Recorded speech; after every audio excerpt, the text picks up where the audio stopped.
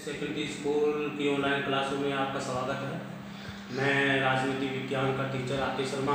मैं आज आपको जो है अनुच्छेदों के बारे में पढ़ाऊँगा और कल मैंने आपको जो अनुच्छेद के बारे में पढ़ाया था संवैधानिक उपचारों का अधिकार, और वो था 32 अनुच्छेद 32 में आपको पढ़ाया गया था। और मैंने ये पढ़ाया गया था 32 में जो है 5 रिट के बारे में मैंने आपको बहुत अच्छे से समझाया गया था। पहली रिट थी बंदी प्रतिष्ठिकरण, दूसरी रिट थी परमादेश और तीसरी रिट थी प्रतिच्छेद, और चौथी जो रिट थी जो है उत्प्रेषण, और 5वीं रिट थी अधिकार प्रस्ताव। इसके बारे में मैंने सबको अलग अलग 5 रिटों के बारे में अच्छी तरह से जो है डिफाइन किया गया, जो है एक्सप्लेन किया गया, ताकि अच्छी तरह से मैंने आपको समझा दिया गया है। आज जो मैं आपको पढ़ाऊंगा कि राज्य के नीति निर्देशक तत्व कौन कौन से हैं, और उस नीति निर्देशक तत्व जो मैंने आपको बताया कि अनुच्छेद जो है 36 से लेकर के आपको नीति निर्देशक तत्व दिए गए हैं, और इसके बारे में मैं आपको जानकारी दूंगा कि नीति निर्देशक तत्व क्या है। तो देखिए, नीति निर्देशक तत्व जो है उसके बारे में मैं आपको बता रहा हूँ कि संविधान में नीति निर्देशक तत्व तेज बहादुर सप्रू समिति की सिफारिश पर शामिल किए गए हैं, और संविधान निर्माताओं ने इन्हें आयरलैंड के संविधान से लिया गया है। और भीमराव अंबेडकर ने नीति निर्देशक तत्व को जो है अनोखी विशेषताओं के बारे में बताया गया है। और नीति निर्देशक तत्व का उद्देश्य क्या है कि ये कहा गया कि नीति निर्देशक तत्व क्यों आवश्यक है। और नीति निर्देशक, मैं एक चीज़ और बता दूं कि नीति निर्देशक तत्व भाग 4 में शामिल किए गए हैं। भाग 4 में मैंने आपको बताया गया, और इससे पहले मैंने आपको भाग 1, भाग 2 और भाग 3 और 4 माने भाग 1 में 1 से 4 तक अनुच्छेद रखा गए हैं। भाग जो 2 में आपको बताया गया 5 से लेकर के 11 अनुच्छेद रखे गए हैं। भाग 3 में मौलिक अधिकार रखे गए हैं, और वो रखे गए हैं 12 से लेकर के 35 तक। इसके बाद मैंने भाग 4 में जो आपको रखे गए हैं अनुच्छेद 36 से लेकर के 51 तक के राज्य के नीति निर्देशक तत्वों के बारे में बताया गया है। नीति निर्देशक तत्वों का उद्देश्य है कि लोक कल्याणकारी राज्य की स्थापना करना। सबसे पहला उद्देश्य होता है कि लोक कल्याणकारी राज्य की स्थापना करना, और दूसरा उद्देश्य रखा है कि राज्य सरकार और संघ सरकार के तीनों अंगों के पथ प्रदर्शक के बारे में रखा गया, और तीसरा रखा कि नागरिकों के आर्थिक और सामाजिक अधिकारों की पूर्ति हो सके, इसलिए 3 उद्देश्य इसमें रखे गए। पहला उद्देश्य मैंने आपको बता दिया लोक कल्याणकारी राज्य की, दूसरा जो राज्य सरकार और संघ सरकार के बीच में, और तीसरा उद्देश्य नागरिकों के आर्थिक और सामाजिक उद्देश्य के बारे में बताया गया। मैंने आपको जो कल बता दिया गया था कि 32 अनुच्छेद तक मानी संवैधानिक उपचारों और अधिकार तक मैंने आपको बता दिया गया था।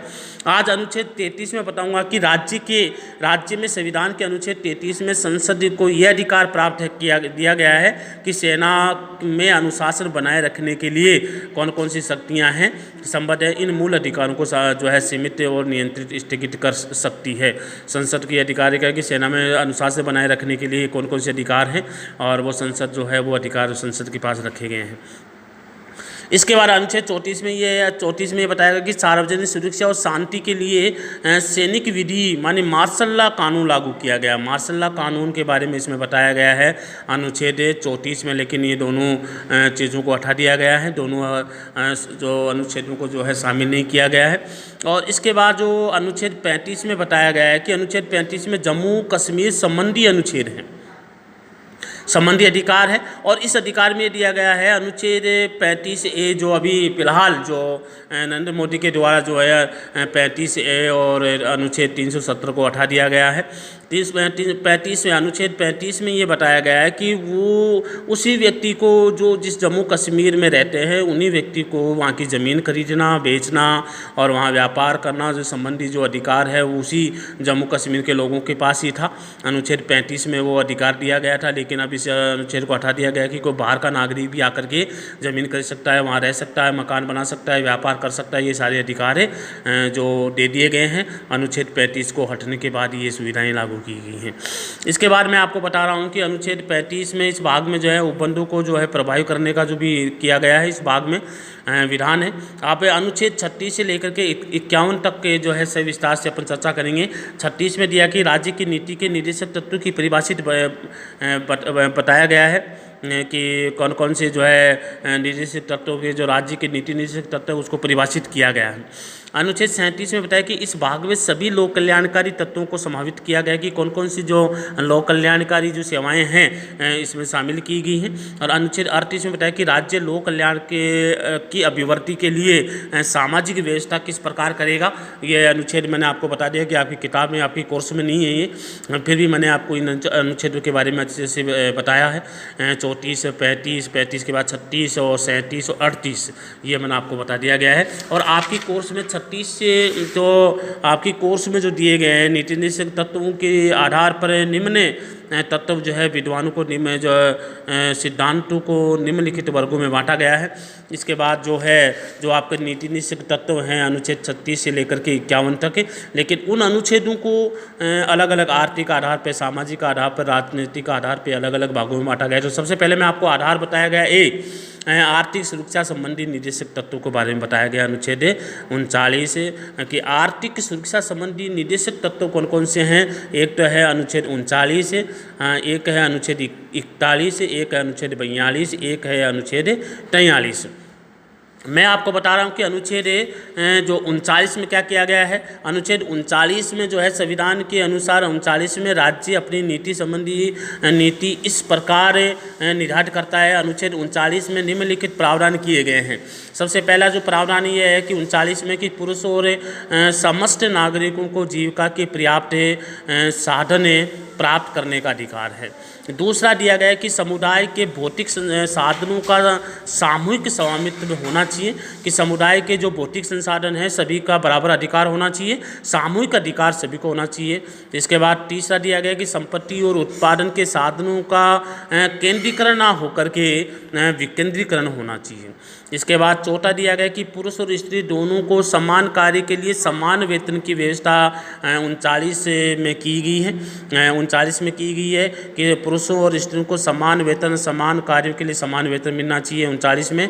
और पाँचवा में श्रमिक और पुरुष और स्त्रियों के स्वास्थ्य संबंधी शक्ति के साथ बच्चों के आर्थिक रूप को भी ध्यान में रखना चाहिए, ध्यान शोषण ना हो और बच्चों का भी आर्थिक रूप से ध्यान रखना चाहिए। ये अनुच्छेद 39 में किया गया। और 6 में अनुच्छेद 39 में 6 पॉइंट है कि राज्य द्वारा बच्चों के विकास के लिए अवसर और सुविधाएं प्रदान करें। ये आपके अनुच्छेद 39 में ये 6 अधिकार दिए गए हैं जो मैंने आपको बता दिए गए हैं कि 6 अनुच्छेद 39 में निम्नलिखित प्रावधान किए गए हैं 1, 2, 3, 4, 5, 6 और इन 6 के बारे में आपको बता दिया गया है। इसके बाद अनुच्छेद 41 में जो दिया गया है कि राज्य इस बात का प्रयास करेगा कि प्रत्येक व्यक्ति अपनी योग्यता के अनुसार रोजगार प्राप्त कर सके और बेरोजगारी, वृद्धावस्था और बीमारी और अंगहीन होने की दशा में सार्वजनिक सहायता उसको प्राप्त हो सके। ये जो अधिकार दिया गया है 39 के बाद 41 में दिया गया है, जो क्योंकि राज्य इस बात का प्रयास करेगा कि प्रत्येक व्यक्ति अपने योग्यता अनुसार रोजगार प्राप्त कर सके। अगर बेरोजगार है या वृद्धावस्था में है या बीमारी में जो ग्रसित है या अंगहीन होने की दशा में ये जो राज्य जो है सार्वजनिक उसकी सहायता पहुँचाएगा। इसलिए मैं आपको जो एक एक अनुच्छेदों के बारे में जो एक्सप्लेन करता जा रहा हूँ कि एक एक अनुच्छेद जो है मैंने आपको 1 से लेकर के आज मैंने 39 अनुच्छेद तक मैंने आपको एकदम क्लियर करा दिया गया है। आपको अच्छी तरह से याद करना है। इन अनुच्छेदों को अगर ये आज याद कर लोगे तो आने वाले भविष्य में आपके लिए बहुत ही अच्छा होगा। इसलिए मैं चाहता हूं कि ये अनुच्छेद 1 से लेकर के मैंने आपको 39 अनुच्छेद तक मैंने आपको अच्छी तरह से क्लियर करवा दिया गया है। और जो मैंने आपको भाग भी क्लियर होते जा रहे हैं। 22 भाग है जिसमें से मैंने भाग 1 में 1 से लेकर 4 अनुच्छेद के बारे में बताया गया है और भाग 2 में मैंने आपको बताया कि अनुच्छेद 5 से लेकर के 11 तक आपको अच्छी तरह से क्लियर करा दिया गया है कि कौन कौन से अधिकार हैं, कौन कौन से अनुच्छेद हैं।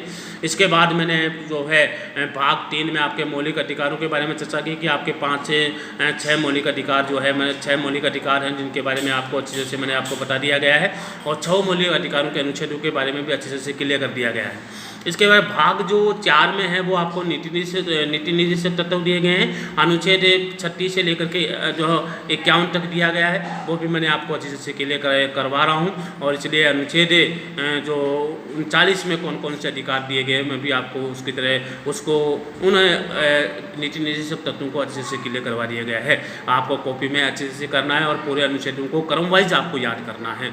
आज की क्लास में मैं आपको इतना ही पढ़ाऊँगा और नेक्स्ट जो पॉइंट हैं वो आपकी अगली क्लास में आपको क्लियर कराऊँगा। जय हिंद।